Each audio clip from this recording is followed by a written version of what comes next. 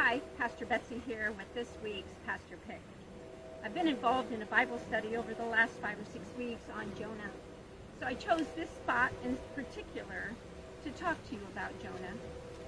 When you get to chapter 4, we understand Jonah's reason for running. It wasn't because he didn't have a good qualification. It wasn't that he was afraid to preach. It wasn't that he was afraid for his life.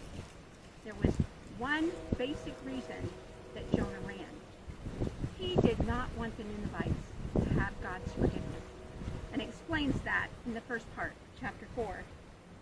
But Jonah was greatly displeased and became angry. He prayed to the Lord, "O Lord, is this not what I said when I was still at home? That is why I was so quick to flee to Tarshish.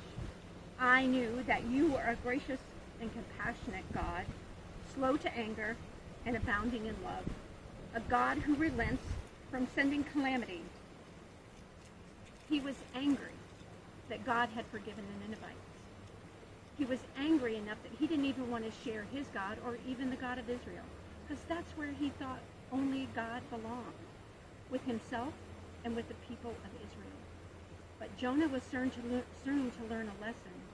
God's love is for everyone. As Jonah sat outside the city angry, watching and pouting, God still had a care for him, even though he was angry with him. He had a vine grow above him to shade him from the sun, to protect him, to keep him safe.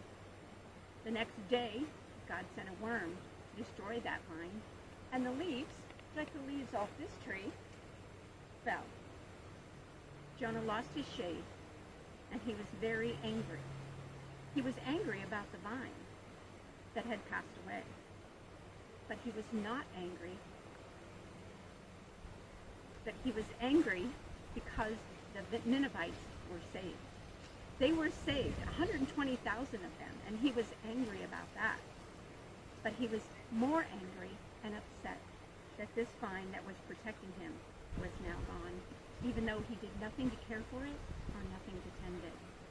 So, as we go through this week and the weeks ahead, help us to remember to share our God's love with everyone, because that's why God placed us here, doing the things that we are doing to love each other and serve each other.